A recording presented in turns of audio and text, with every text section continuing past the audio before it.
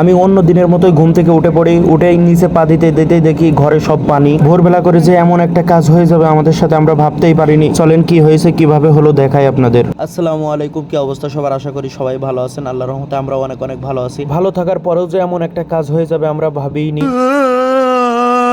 স্বাভাবিকভাবেই অন্য দিনের মতো ঘুম থেকে উঠে পড়লাম। ঘুম থেকে উঠেই খাট থেকে নিচে পা দিতেই দেখি পাই পানি। হাই অবাক! প্রথমে আমরা বুঝতে পারিনি এত পানি ঘরের ভিতরে কোন থেকে আসলো। আমার চাচা বলছে যে রাত্রে পানি হয়েছে, এই কারণে দরজার নিচ দিয়ে রাত্রে পানি এসছে। আমরা থাকি 5 তলায়, আর আমাদের রুমের সামনে মাঝখানে এই সাইডে পুরোটাই ফাঁকা। এই সাইডে যত পানি হয়েছে এই বারান্দায় পড়ে আমাদের ঘরের ভিতরে আসছে। প্রথমে আমি বুঝতে না পারলেও পরবর্তীতে আমি বুঝতে পারলাম রাত্রে যত পানি হয়েছে সব বারান্দায় পড়ে আমাদের ঘরের ভিতরে আসছে। আমরা কিন্তু রাত্রে কোনোভাবেই টের পাইনি যে এত পানি হয়েছে। যেহেতু এত পানি চলে আসছে, এখন আর কিছু করার নাই, আমাদের যেভাবেই হোক ঘর পরিষ্কার তো করতেই হবে। ঘর পরিষ্কার করার ভিতরে আমি নেই, যা করে আমার রুমমেটরা করুক, আমি এই ফাঁকে একটু খেলা খেলে নিই।